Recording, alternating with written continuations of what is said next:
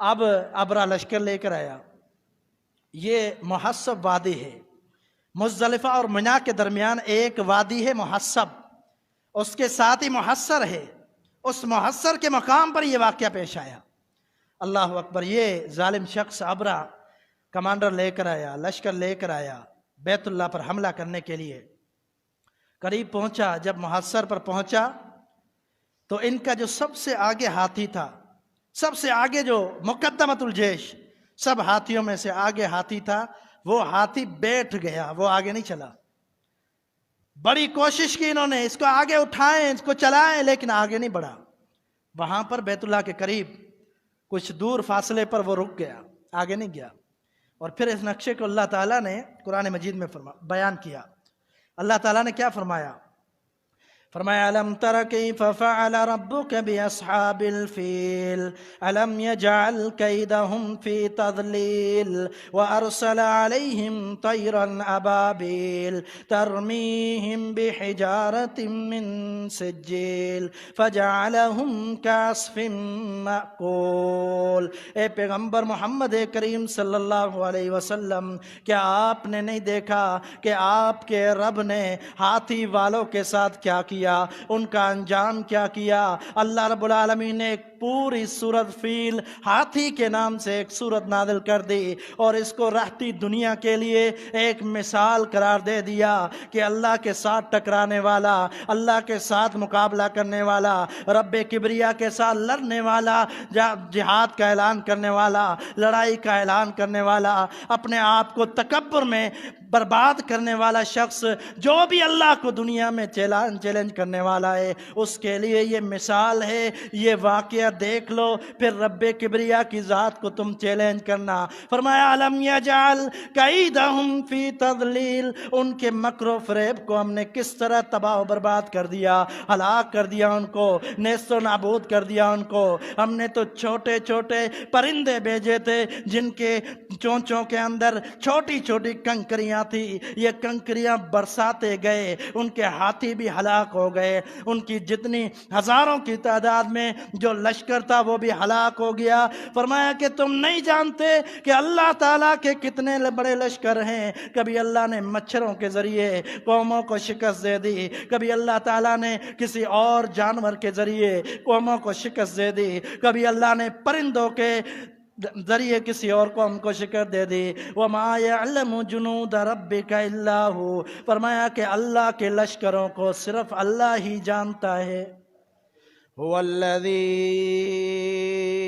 بَعَثَ فِي الْأُمِّيِّينَ رَسُولًا مِّنْهُمْ يَتْلُو عَلَيْهِمْ آيَاتِهِ وَيُزَكِّيهِمْ وَيُعَلِّمُهُمُ الْكِتَابَ وَالْحِكْمَةَ وَإِن كَانُوا مِن قَبْلُ لَفِي ضَلَالٍ مُّبِينٍ. رب اشرح لي صدري ويسر لي أمري واحلل عقدة من لساني يفقهوا قولي. اللهم انفعنا بما علمتنا وعلمنا ما ينفعنا وزدنا علما. سبحانك لا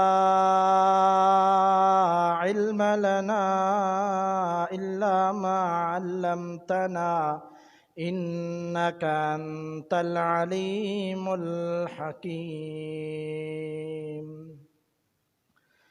حمد و ثنا، درود و سلام کے بعد معزز سامعین، برادران اسلام، واجب الاحترام دوستوں، بزرگوں، بھائیوں، بہنوں،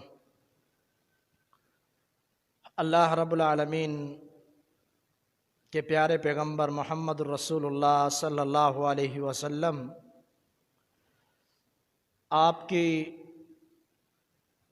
سیرت کے حوالے سے گفتگو ہم نے شروع کی ہے،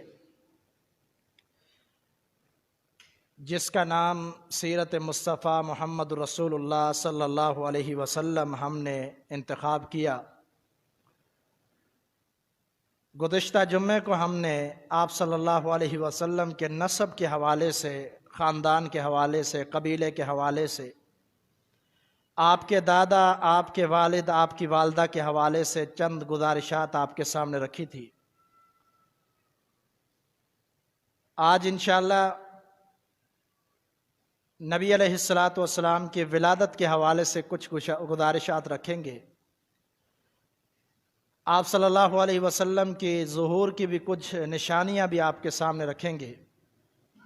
اس سے قبل میں یہ بتلا دوں کہ آج کا جمعہ 13واں جمعہ ہے۔ اس کی وجہ یہ ہے کہ میں نے ایک جمعہ پچھلا پڑھایا اور ایک یہ۔ اس سے قبل میں جہاں پہلے خطیب تھا وہاں پر میں نے نبی علیہ الصلاۃ والسلام کی سیرت کا یہی موضوع شروع کیا تھا، اور اس میں نے 11 خطبات پڑھائے تھے۔ ان 11 خطبات کے اندر کیا بیان ہوا تھا؟ وہ نبی علیہ الصلاۃ والسلام کی پیدائش سے قبل کے حالات، مکے کے حالات، مدینے کے حالات، آس پاس قبائل کے حالات، نبی علیہ الصلاۃ والسلام کے دادا پردادا ان کے حوالے سے گفتگو، آپ صلی اللہ علیہ وسلم کے نسب کے حوالے سے تفصیلی گفتگو میں پچھلے 11 جمعوں میں کر چکا ہوں۔ اور اگر کوئی ساتھی یہ سننا چاہتا ہے اور نبی صلی اللہ علیہ وسلم کی ولادت سے پہلے کے حالات، تو وہ سوشل میڈیا پر موجود ہیں، 11 خطبات موجود ہیں، آپ رابطہ کریں۔ جو بھی سننا چاہیں انشاءاللہ ہم ان کو وہ بتا دیں گے کہ وہ فیس بک پہ بھی موجود ہے اور یوٹیوب پر بھی موجود ہیں 11 خطبات۔ اور یہاں ہم نے نبی علیہ الصلاۃ والسلام کی نسب اور آپ کی پیدائش سے خطبات شروع کیے ہیں، تو آج 13واں ہمارا خطبہ ہے اس حوالے سے۔ تو عزیز ساتھیو، نبی علیہ الصلاۃ والسلام کی ولادت سے قبل کچھ چیزیں نمودار ہوئی، کچھ واقعات نمودار ہوئے، جن واقعات کا اشارہ اس طرف تھا کہ کوئی بڑی ہستی یہاں پر دنیا میں آنے والی ہے۔ اس سے قبل تو انبیاء بھی بشارت دے چکے تھے، سیدنا عیسیٰ روح اللہ، سیدنا موسیٰ کلیم اللہ پہلے بشارتیں دے چکے تھے۔ ان کی کتابوں کے اندر یہ خوشخبری موجود تھی کہ آخری پیغمبر آئے گا، کھجوروں والی سرزمین میں یعنی مدینے میں ہجرت کرے گا، مدینے میں ہجرت کرے گا، کھجوروں والی سرزمین کی طرف ہجرت کرے گا۔ یہ نبی علیہ الصلاۃ والسلام کی نبوت کی نشانیوں میں سے ہے، اور اس طرح کی بہت ساری نشانیاں پچھلی کتابوں میں بیان ہو چکی، اور یہی وجہ تھی کہ بہت سارے یہودی مدینے میں جا کر انہوں نے اپنے گھر بسا لیے۔ وجہ کیا تھی کہ انہوں نے کہا کہ یہاں پر ایک پیغمبر ہجرت کرے گا، ہم اس پر ایمان لائیں گے۔ اگرچہ بعد میں بہت سارے یہودی ایمان نہیں لائے، وہ حسد اور عناد کی وجہ سے۔ بہرحال یہ موضوع ہی الگ ہے۔ یہی بات مقصود تھی کہ وہاں پر اسی لیے وہ جمع ہوئے کہ یہاں پر پیغمبر کا ظہور ہونا ہے اور اللہ کا پیغمبر آئے گا، اس پر ہم ایمان لائیں گے۔ تو اسی طرح نبی علیہ الصلاۃ والسلام کی جس طرح پچھلی کتابوں کے اندر بشارتیں تھی، اسی طرح آپ کے فرامین کے اندر بھی کچھ اشارات ملتے ہیں۔ نبی علیہ الصلاۃ والسلام کی ایک حدیث ہے، آپ نے فرمایا انی عبد اللہ، میں اللہ کا بندہ ہوں، فی ام الکتاب، لوح محفوظ میں لکھا ہوا ہے۔ فرمایا میں اللہ کا بندہ ہوں، لخاتم النبیین، میں آخری پیغمبر، یہ لوح محفوظ میں اللہ نے لکھ لیا تھا۔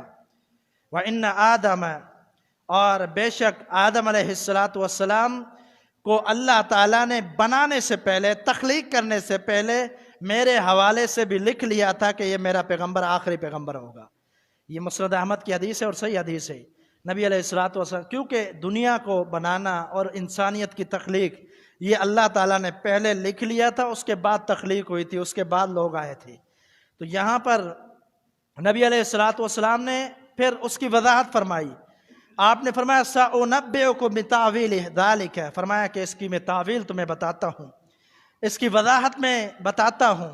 دعوت ابی ابراہیم، میں اپنے والد ابو ابراہیم کی دعا کا نتیجہ ہوں۔ سیدنا ابراہیم نے دعا کی تھی، فرمایا ربنا وابعث فیہم رسولا منہم یتلو علیہم آیاتک ویعلمہم الکتاب والحکمہ ویزکیہم۔ اللہ کے پیارے پیغمبر سیدنا ابراہیم علیہ الصلاۃ والسلام بیت اللہ کی تعمیر بھی فرما رہے ہیں، ساتھ میں دعائیں بھی کر رہے ہیں رب العالمین سے۔ ان عظیم دعاؤں کے اندر ایک یہ دعا بھی تھی، ربنا وابعث فیہم رسولا منہم، اے اللہ ان کے اندر ایک رسول بھیجو جو رسول انہی میں سے ہو، جو انہی میں سے ہو، ان کے قبائل میں سے، ان کے خاندان میں سے، ان کو تیرا دین پیش کرے، ان کو علم سکھلائے کتاب و سنت کا، اور ساتھ میں ان کا تزکیہ کرے اور ان کی اصلاح کرے، اے اللہ ان میں رسول بھیج دے۔ نبی علیہ الصلوۃ والسلام نے فرمایا میں اپنے والد سیدنا ابراہیم کی دعا کا نتیجہ، انہوں نے میرے لیے دعا کی تھی۔ اور پھر فرمایا وہ بشارت عیسیٰ قومہ، اور سیدنا عیسیٰ علیہ الصلوۃ والسلام نے اپنی قوم کو بشارت دی تھی، میرے بارے میں بشارت دی تھی، خوشخبری سنائی تھی کہ آخری پیغمبر آئے گا، نسمہ احمد۔ سورۃ صف کے اندر یہ آیت موجود ہے، یأتی من بعدہ، میرے بعد ایک رسول آئے گا، اس کا نام کیا ہوگا؟ احمد۔ اور احمد بھی امام الانبیاء کا نام ہے، اور محمد بھی امام الانبیاء کا نام ہے، اور عبداللہ نام آپ کے والد کا نام ہے۔ تو نبی علیہ الصلوۃ والسلام کے احمد نام کا تذکرہ قرآن مجید میں ہے۔ یہ سیدنا عیسیٰ نے اپنی قوم کو بشارت دی تھی۔ اور اسی طرح فرمایا وَرُؤْيَا أُمِّي الَّتِي رَأَتْ أَنَّهُ خَرَجَ مِنْهَا نُورٌ اضاءت له قصور الشام وكذلك ترى امہات النبیین۔ فرمایا کہ تیسری بات کہ میں اپنی والدہ کے خواب ہوں، میں اپنی والدہ کے خواب کا ایک تعبیر ہوں، جو انہوں نے خواب دیکھا تھا میرے بارے میں۔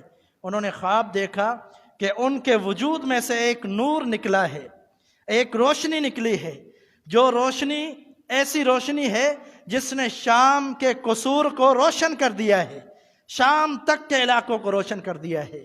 یہ میری والدہ نے خواب دیکھا تھا۔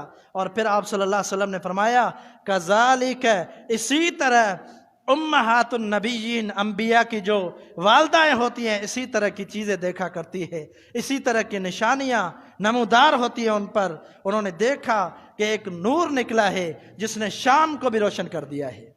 اور اس نور سے مراد کیا ہے؟ اس نور سے مراد امام ابن کثیر رحمہ اللہ فرماتے ہیں اس سے جو بشارت کے ساتھ یہ بھی بتلایا گیا کہ شام بھی روشن ہوگا، تو فرماتے ہیں کہ اس کا مطلب یہ ہے کہ شام کے اندر اسلام مضبوط پھیلے گا، اور مضبوط ایسا پھیلے گا کہ ایک حدیث کے اندر نبی علیہ الصلوۃ والسلام نے فرمایا کہ سیدنا عیسیٰ روح اللہ جب واپسی دنیا میں آئیں گے تو وہ بھی وہاں پر منارہ بیضاء پر نزول ہوگا ان کا، اور وہ بھی شام کے قریب دمشق کے علاقے میں وہ منارہ موجود ہے، وہاں پر سیدنا عیسیٰ کا نزول ہوگا۔ اور نبی علیہ الصلوۃ والسلام کی حدیث ہے کہ قیامت کے قریب مسلمانوں کے لیے ایک مضبوط جگہ ہوگی، وہ شام کی جگہ ہوگی جو بڑی مضبوط ہوگی مسلمانوں کے لیے۔ تو یہ شام کے بارے میں نبی علیہ الصلوۃ والسلام نے بشارتیں بھی دی۔ اور پھر اسی حدیث کے حوالے سے امام ابن قیم رحمہ اللہ وضاحت فرماتے ہیں، بلکہ امام ابن قیم رحمہ اللہ ہاتھی والے واقعے کے بارے میں بشارت فرماتے اور اس کے بارے میں شرح کرتے۔ وہ واقعہ کیا تھا؟ یہ بھی نبی علیہ الصلوۃ والسلام کی ولادت کا ایک ذکر تھا۔ یہ قریش قبیلہ تھا، عبد المطلب ان کا سردار تھا، یمن کا ایک بادشاہ اور کمانڈر ابرہ، اس نے دھاوا بولا بیت اللہ پر۔ اس نے کیا کیا؟ پہلے جب اس کا قافلہ گیا مقدمۃ الجیش، وہ گیا تو اس نے جا کر عبد المطلب کے ایک لشکر کو یرغمال بنا دیا، ان کو لوٹ لیا، ان کے اونٹ وغیرہ لوٹ لیے، اور پھر جو ہے انہوں نے پیغام بھیجا، کہا کہ ہم آ رہے ہیں حملہ کرنے، بیت اللہ پر حملہ کرنے آ رہے ہیں۔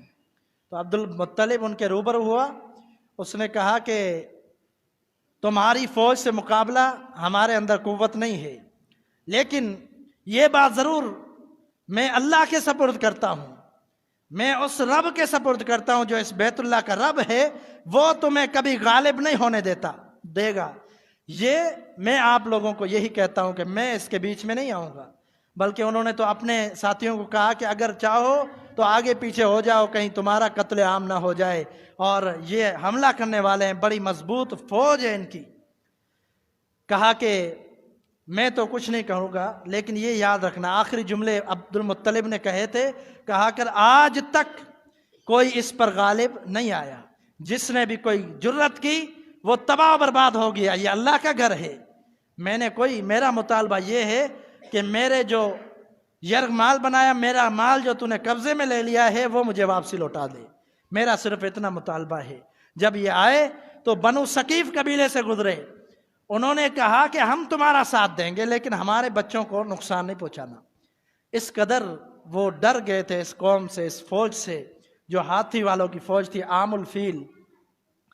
یہ عام الفیل کا واقعہ ہے، ہاتھی والا واقعہ، یعنی وہ سال جس میں ہاتھی والا واقعہ پیش آیا قریش کے اندر اور عرب کے اندر۔ یہ ایک تاریخ کی ابتدا بن گئی، یعنی جس وقت عام الفیل واقعہ یہ پیش آیا اسی دن سے ان کی تاریخ بن گئی۔ وہ اس کو تاریخ میں شمار کرتے تھے، 1 سال، اس کے بعد 2 سال، 3 سال، اس کے بعد اس طرح اپنی تاریخیں بیان کیا کرتے تھے۔ تو اس واقعے کے مطابق کیا ہوا، انہوں نے کہا کہ ہم تو بیچ میں نہیں آئیں گے، اللہ خود ہی حفاظت کرے گا۔ جب یہ ابرا اتنا تکبر کے اندر آ گیا، اس نے کہا کہ نعوذ باللہ میں اس سے بھی مقابلہ کر لوں گا۔ پھر عبد المطلب نے چند اشعار بھی ہیں، ان کی باتیں ہیں، انہوں نے دعا بھی کی، اپنے ساتھیوں کو لے کر گئے بیت اللہ کے اندر اور اللہ سے دعا کی اس نے، اور کہا کہ اللہ اپنے گھر کی تو حفاظت کر لینا، دعا بھی کی۔ یعنی ان کے اندر کچھ نہ کچھ وہ اللہ کے بارے میں عقائد تھے۔ قرآن مجید کہتا ہے، اللہ نے فرمایا ان سے پوچھے آسمانوں اور زمینوں کا رب کون ہے، ان سے پوچھے بارشیں کون برساتا ہے۔ فرمایا یہ یہی جواب دیں گے کہ اکیلا اللہ ہے جو آسمانوں کا بھی رب ہے، زمینوں کا بھی رب ہے، بارشیں بھی برساتا ہے، ہمیں کھلاتا پلاتا ہے، وہی رب ہے۔ ان کے اندر یہ عقائد تھے، اسی لیے تو بیت اللہ کی خدمت کرتے تھے اور بیت اللہ کو اپنے لیے بڑا اعزاز سمجھتے تھے۔ تو اس نے کہا ٹھیک ہے، اب ابرا لشکر لے کر آیا۔ یہ محصب وادی ہے، مزدلفہ اور منا کے درمیان ایک وادی ہے محصب، اس کے ساتھ ہی محصر ہے، اس محصر کے مقام پر یہ واقعہ پیش آیا۔ اللہ اکبر! یہ ظالم شخص ابرا کمانڈر لے کر آیا، لشکر لے کر آیا بیت اللہ پر حملہ کرنے کے لیے۔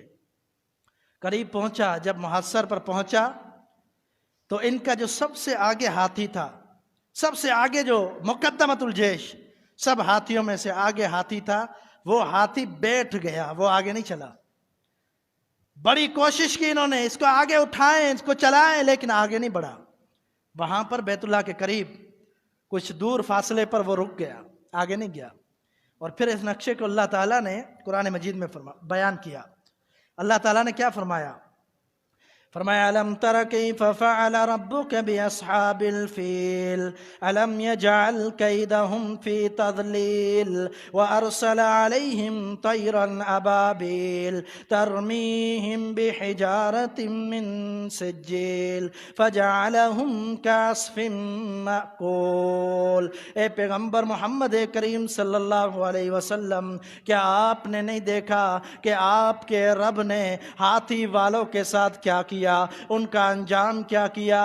اللہ رب العالمین نے ایک پوری سورت فیل، ہاتھی کے نام سے ایک سورت نازل کر دی اور اس کو رہتی دنیا کے لیے ایک مثال قرار دے دیا کہ اللہ کے ساتھ ٹکرانے والا، اللہ کے ساتھ مقابلہ کرنے والا، رب کبریا کے ساتھ لڑنے والا، جہاد کا اعلان کرنے والا، لڑائی کا اعلان کرنے والا، اپنے آپ کو تکبر میں برباد کرنے والا شخص، جو بھی اللہ کو دنیا میں چیلنج کرنے والا ہے، اس کے لیے یہ مثال ہے۔ یہ واقعہ دیکھ لو، پھر رب کبریا کی ذات کو تم چیلنج کرنا۔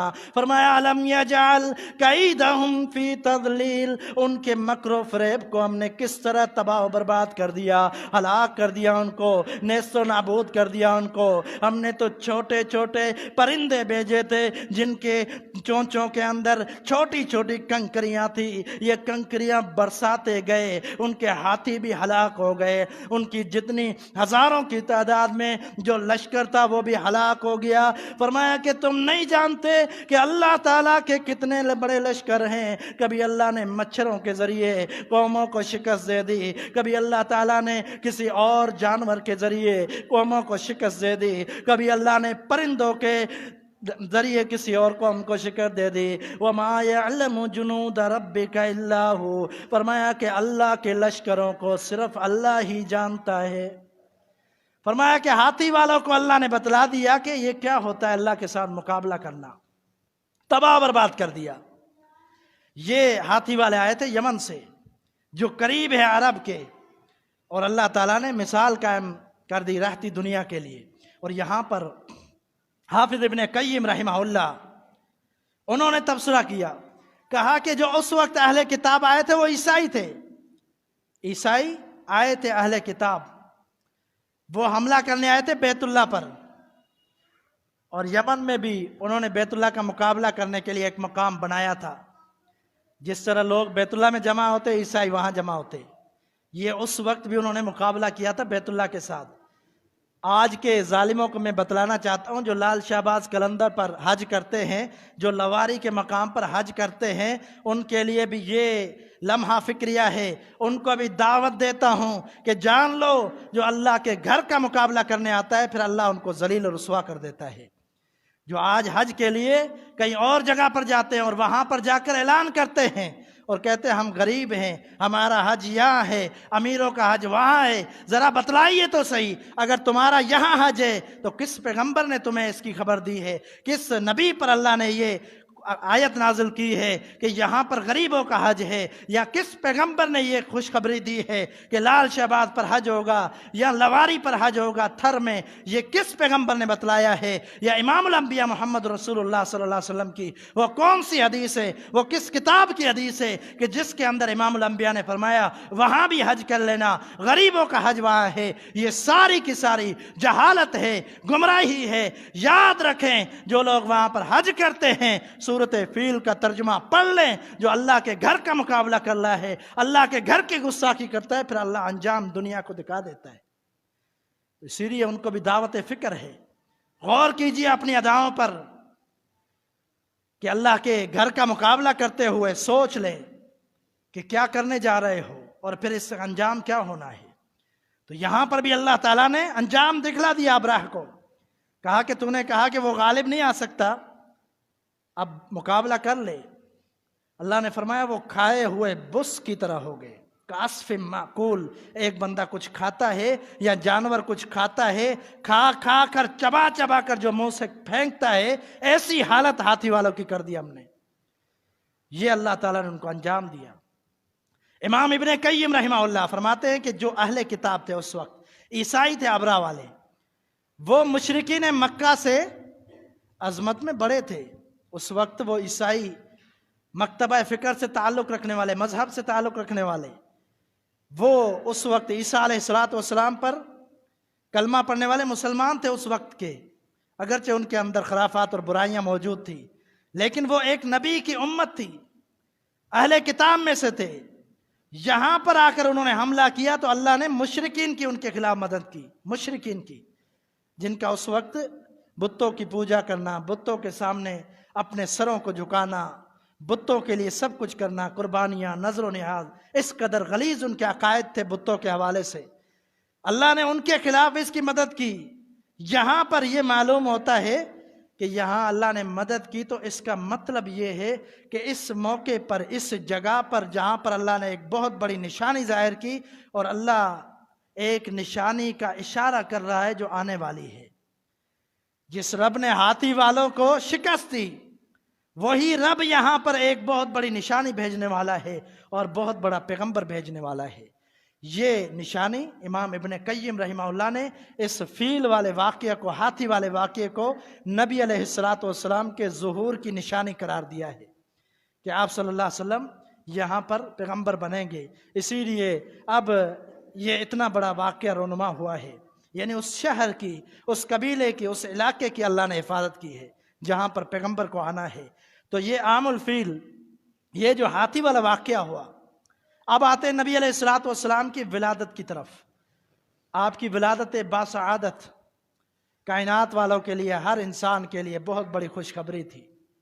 یقیناً خاندان والے، والدین، ماں باپ، ان کے لیے تو فطری طور پر ایک بہت بڑی خوشخبری ہوتی ہے اولاد کی، اور بیٹا پیدا ہونا یہ تو اور زیادہ خوشخبری سمجھی جاتی ہے۔ لیکن اس وقت نبی علیہ السلام جب پیدا ہوئے، وہ عام الفیل کے 50 دن کے بعد کا واقعہ ہے۔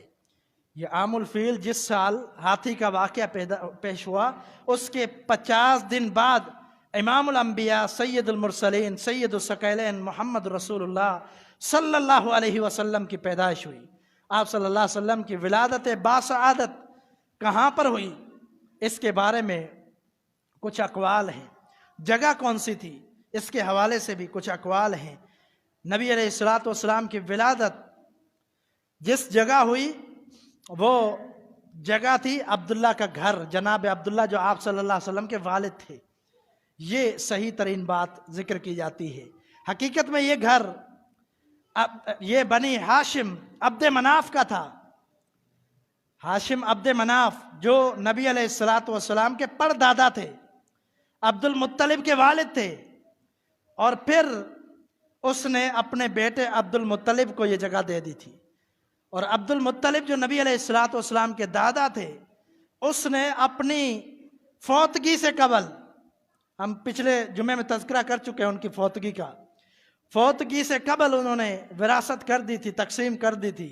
اس تقسیم میں اس نے یہ گھر جناب عبداللہ کو دیا تھا جو نبی علیہ الصلوۃ والسلام کے والد تھے، ان کو دیا تھا، ان کے پاس تھا۔ تو اسی گھر میں امام الانبیاء محمد رسول اللہ صلی اللہ علیہ وسلم کی بطن آمنہ سے ولادت ہوئی۔ آمنہ نبی علیہ الصلوۃ والسلام کی والدہ ماجدہ تھی، وہاں پر ولادت ہوئی۔ اور پھر اس کے گھر کے بارے میں آگے جو تاریخ ہے وہ یہ بتلائی جاتی ہے کہ یہ گھر جب عبداللہ فوت ہو گیا، نبی علیہ الصلوۃ والسلام جب مدینہ ہجرت کر کے گئے تو یہ عبد المطلب کے بیٹے ابو طالب کے پاس آیا، یہ گھر ان کے پاس آیا، اور پھر انہوں نے اس کو آگے بیچ دیا تھا۔ اور پھر آگے چل کر یہ حجاج بن یوسف، یہ جو حجاج بن یوسف بادشاہ تھا، اس کے بھائی نے وہاں سے خرید لیا تھا۔ اور پھر آگے جو تاریخ ہے اس کی، 5واں عباسی خلیفہ جو ہارون رشید ہے، ہارون رشید کی بیٹی یا بیوی، انہوں نے جا کر وہاں پر وہ جگہ خرید لی تھی، کیونکہ ایک اعزاز تھا۔ آگے چلتے چلتے بادشاہ اس کو خریدتے رہے کہ یہ اعزاز ہے، یہ عبداللہ کا گھر ہے جو محمد رسول اللہ صلی اللہ علیہ وسلم کی ولادت کا گھر تھا۔ تو اس طرح اس کا واقعہ ہے کہ نبی علیہ الصلوۃ والسلام کی ولادت اس گھر کے اندر ہوئی۔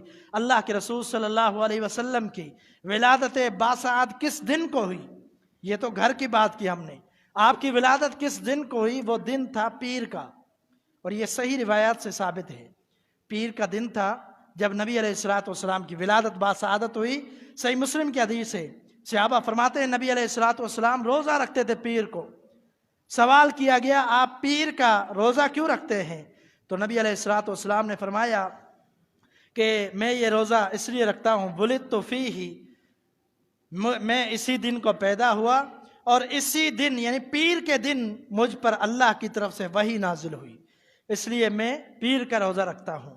پھر آپ صلی اللہ علیہ وسلم کی ایک اور روایت ہے، آپ صلی اللہ علیہ وسلم نے فرمایا ذاک یوم ولدت فیہ واموت فیہ، یہ بھی روایت صحیح ہے، یہ ابن خزیمہ کی روایت ہے۔ نبی علیہ الصلوۃ والسلام نے فرمایا یہی وہ دن ہے پیر کا جس میں پیدا ہوا، اور اسی دن کو میری موت واقع ہونی ہے۔ یہ آپ صلی اللہ علیہ وسلم کی حدیث ہے۔ آپ صلی اللہ علیہ وسلم نے یہ اپنے دن کے بارے میں خود بتلا دیا کہ پیر کے دن میری ولادت ہوئی۔ اور آپ صلی اللہ علیہ وسلم کے ایک ہم عمر ہیں صحابی رسول قیس بن مخرمہ رضی اللہ تعالی عنہ، اس نے کہا ولدت انا ورسول اللہ صلی اللہ علیہ وسلم عام الفیل فنحن لدان، مستدرک حاکم کی روایت ہے۔ وہ کہتے ہیں کہ میں اور نبی علیہ الصلوۃ والسلام عام الفیل کو پیدا ہوئے۔ عام الفیل کہتے ہیں وہ سال جس میں ہاتھی کا واقعہ پیش آیا، اور میں بیان کر چکا ہوں کہ 50 دن بعد نبی علیہ الصلوۃ والسلام کی ولادت ہوئی۔ تو قیس یہ وہی صحابی ہیں کہ ان سے پوچھا گیا کہ نبی علیہ الصلوۃ والسلام بڑے ہیں یا آپ؟ غالباً انہی سے پوچھا گیا تھا، تو انہوں نے کہا کہ نبی علیہ الصلوۃ والسلام مجھ سے بڑے ہیں، حالانکہ عمر میں یہ بڑے تھے۔ انہوں نے کہا کہ عمر میں تو میں بڑا ہوں، لیکن علم اور نبوت کا تاج نبی علیہ الصلوۃ والسلام پر سجا، اس لیے وہ مجھ سے بڑے ہیں۔ تو یہ اس نبی علیہ الصلوۃ والسلام کے صحابی، اس نے بھی بیان کیا۔ تو پیر کا دن مہینہ کون سا تھا؟ مہینے میں بھی اختلاف ہے کہ مہینہ کون سا تھا، اور اس میں 3-4 اقوال ہیں۔ ایک یہ ہے کہ رمضان المبارک کا مہینہ تھا، دوسرا یہ ہے کہ محرم الحرام کا مہینہ تھا، اور تیسرا یہ ہے کہ سفر کا مہینہ تھا، اور چوتھا یہ ہے کہ ربیع الاول کا مہینہ تھا۔ امام ابن جوزی رحمہ اللہ یہ اس بات کی تصدیق کرتے ہیں کہ اکثر محدثین اور سکہ جن کا بڑا نام تھا، مشہور جمہور جو ان کا موقف ہے یہی ہے کہ ربیع الاول میں محمد رسول اللہ صلی اللہ علیہ وسلم کی ولادت باسعادت ہوئی۔ اب آتے تاریخ کی طرف، مہینہ بھی ہو گیا، سال بھی عام الفیل ہے، اور جگہ کا بھی پتہ چل گیا۔ اب آتے ہیں تاریخ کی طرف کہ نبی علیہ الصلوۃ والسلام کی ولادت کی تاریخ کیا ہے۔ آپ صلی اللہ علیہ وسلم کی ولادت کی تاریخ میں اختلاف ہے، اور بہت بڑا اختلاف ہے۔ اس کے بارے میں یہی کہا جاتا ہے کہ ربیع الاول کے مہینے کے اندر بھی کچھ تواریخ ذکر کی جاتی ہیں۔ کہا جاتا ہے کہ 2 ربیع الاول کو نبی علیہ الصلوۃ والسلام کی ولادت ہوئی۔ کچھ مؤرخین نے کہا 8، کسی نے کہا 9، کسی نے کہا 10، کسی نے کہا 17، اور کسی نے کہا 18۔ یہ البدایہ والنہایہ حافظ ابن کثیر رحمہ اللہ کی تاریخ کی بڑی معروف کتاب ہے۔ اس کے اندر یہ تواریخ لکھی ہوئی ہے کہ نبی علیہ الصلوۃ والسلام کی ولادت باسعادت ان دنوں کے اندر ہوئی، یعنی ان دنوں کے اندر۔ پھر آخری راجع قول، جمہور کا قول کیا ہے کہ نبی علیہ الصلوۃ والسلام کی ولادت باسعادت صحیح روایت کے مطابق 9 ربیع الاول کو ہوئی۔ 9 ربیع الاول کو نبی علیہ الصلوۃ والسلام کی ولادت باسعادت ہوئی۔ یہاں رک کر میں ایک بات کرنا چاہوں گا، وہ بات یہ ہے کہ ہمارے معاشرے کے اندر ایک چیز بڑی معروف ہے، بڑی مشہور ہے، وہ جشن ولادت۔ نبی علیہ الصلوۃ والسلام کا میلاد منایا جاتا ہے، جشن ولادت منایا جاتا ہے، اور اس کو تاریخ دی جاتی ہے 12 ربیع الاول کی۔ سمجھدار شخص اس بات کو سمجھ سکتا ہے کہ نبی علیہ الصلوۃ والسلام کی ولادت باسعادت، اس کے بارے میں نے 5-6 قول آپ کے سامنے رکھے کہ 2 ربیع الاول، 8 ربیع الاول، یا 12 ربیع الاول، 17 ربیع الاول، 18 ربیع الاول، 9، 10 ربیع الاول۔ اس قدر اختلاف ہے، اور صحیح روایت 9 کی پیش کی گئی۔ یہ اختلاف ایک عقل مند جب سوچتا ہے اس اختلاف کو، تو اللہ کی قسم یہی دلیل اس کے لیے کافی ہے کہ ولادت نبی علیہ الصلوۃ والسلام کی سنت نہیں ہے، نہ ہی صحابہ کی سنت ہے۔ کیوں؟ وجہ میں بتلاتا ہوں۔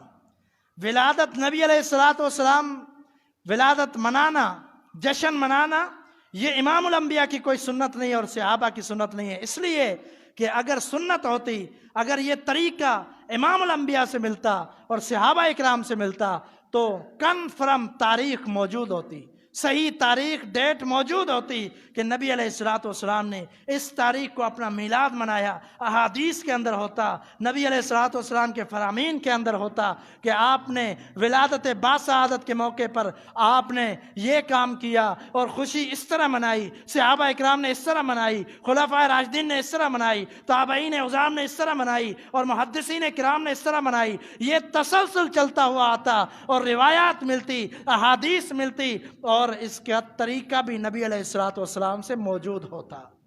لیکن نہ طریقہ ملتا ہے، نہ روایات نہ ملتی ہے، نہ احادیث ملتی ہیں، کچھ ایسا نہیں ملتا جس سے ثابت ہو کہ میلاد منانا سنت ہے۔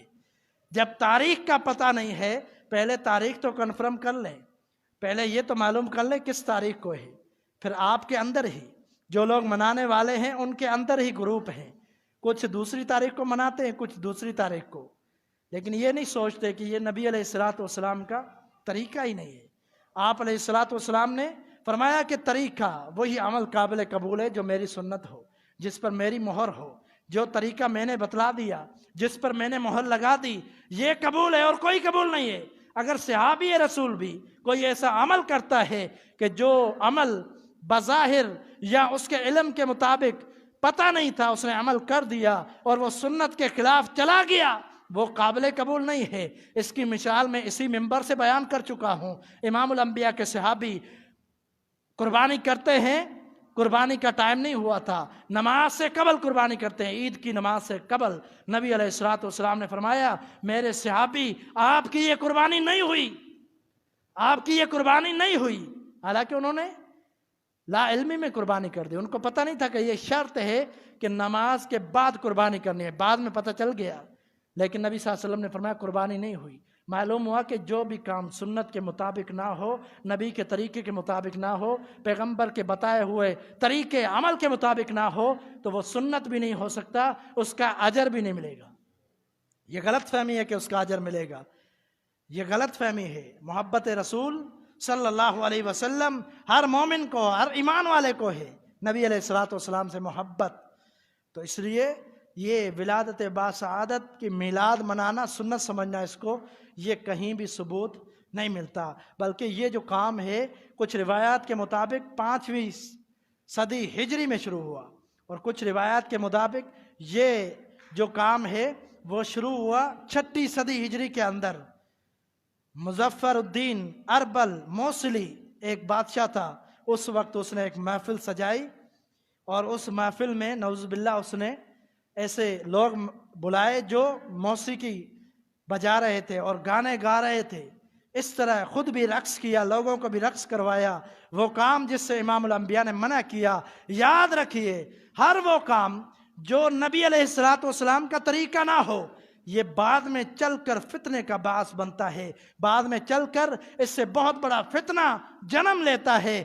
آج کس قدر بڑا فتنہ ہے کہ یہ جو میلاد کا دن آتا ہے، اس دن کو کیا کیا نہ کیا جاتا ہے۔ سوشل میڈیا پر جائیے، کس قدر غلیظ قسم کے طریقے اپنائے جاتے ہیں، بے پردہ عورتیں نچائی جاتی ہیں، اور نبی علیہ الصلوۃ والسلام کے باسعادت عزت مآب محمد رسول اللہ صلی اللہ علیہ وسلم کا ایک نقشہ جوتے کا بنایا جاتا ہے، چپل کا نقشہ بنایا جاتا ہے، نال کا نقشہ بنایا جاتا ہے، اس پر کیک بنایا جاتا ہے، اور اس کو اپنے ہاتھوں سے کاٹا جاتا ہے۔ اس سے بڑا بتائیے کیا فتنہ ہوگا؟ نبی علیہ الصلوۃ والسلام کا نام اور نالین کا نام دیتے ہیں، اور پھر اس کو کیک بنا کر خود ہی اپنی چھری سے ذبح کر رہے ہیں، کاٹ رہے ہیں۔ اس سے بڑی کوئی امام الانبیاء کی گستاخی ہو سکتی ہے؟ کہ جب بندہ بدعتوں کی طرف، گمراہیوں کی طرف، جہالتوں کی طرف پہلا قدم رکھتا ہے، پھر آگے خود بخود قدم بڑھتے چلے جاتے ہیں، اور پھر یہ ایک بہت بڑا فتنہ جنم لیتا ہے، جس طرح آج کل بڑے بڑے ان دنوں کے اندر فتنے جنم لیتے ہیں۔ تو اسی لیے سنت کے پابند بن جائیے۔ سیرت بیان کرنے کا مقصد بھی یہی ہے کہ ہم صحیح سنت کو جانیں، اور پھر اسی کے مطابق ہم زندگی بسر کریں۔ امام الانبیاء نے، اگر ایک بات میں کر دوں آخری، کہ اگر امام الانبیاء کا جشن منانا ہے، میلاد منانا ہے، تو ایک طریقہ امام الانبیاء نے خود بتا دیا، بلکہ اس کو کہا نہیں کہ یہ تم لوگ میلاد مناؤ، نہیں، بلکہ آپ نے اپنا ایک عمل بتلایا، ابھی میں بیان کر چکا ہوں۔ ذالک یوم ولدت فیہ، آپ نے فرمایا یہ پیر کا دن ہے، اس دن کو میں پیدا ہوا۔ آپ نے فرمایا پیر کا دن، ربیع الاول 12 کو جشن میلاد منانے والوں سے میری یہ گزارش ہے کہ امام الانبیاء نے پیر کا روزہ پوری زندگی رکھا ہے۔ آپ صلی اللہ علیہ وسلم نے سنت قرار دیا، اور آپ صلی اللہ علیہ وسلم ہمیشہ پیر اور جمعرات کا روزہ رکھتے تھے، اور آپ نے وجہ بھی بتلائی، فرمایا اس دن کو میں پیدا ہوا، اگر جشن منانا ہے، میلاد منانی ہے، اتنے ہی دعویٰ کرنے ہیں محبت کے، تو پھر ہر پیر کا روزہ رکھو۔ ان سے پوچھئے جو جشن مناتے ہیں، کبھی زندگی میں ایک روزہ بھی پیر کا نہیں رکھا ہوگا۔ اگر 12 ربیع الاول کو بھی پیر آ جائے تو روزہ نہیں رکھیں گے۔ اگر یہ روزہ رکھ لیں تو پھر کھانے پینے کون کھائے گا؟ یہ دیگیں اترتی ہے، یہ کون کھائے گا؟ افسوس ہے ایسے مسلمانوں پر کہ جو امام الانبیاء کی سنت کو چھوڑ کر اپنے طریقے کے میلاد مناتے ہیں۔ تو اگر آپ نے میلاد منانا ہے، خوشی ہے، تو پیر کا روزہ رکھے، اور الحمدللہ ہم نے اس سنت پر عمل کیا ہے، اگرچہ بشری تقاضے کے مطابق کبھی رکھا کبھی نہیں رکھا، لیکن پیر کا روزہ رکھنا یہ سنت ہے۔ جمعرات اور پیر کا نبی علیہ الصلوۃ والسلام فرمایا اس دن کو اللہ کے ہاں اعمال بھی پیش کیے جاتے ہیں، اور میں چاہتا ہوں کہ میرا عمل اللہ کے ہاں پہنچے، اور فرشتے یہ بتلائیں کہ آپ کے پیغمبر روزے کے ساتھ تھے۔ یہ آپ صلی اللہ علیہ وسلم کی سنت ہے۔ تو اللہ تعالیٰ سے دعا ہے کہ اللہ تعالیٰ ہمیں صحیح معنی میں سیرت کو بیان کرنے اور پھر اس کے مطابق عمل کرنے کی توفیق عطا فرمائے۔ وآخر دعوانا ان الحمد للہ رب العالمین۔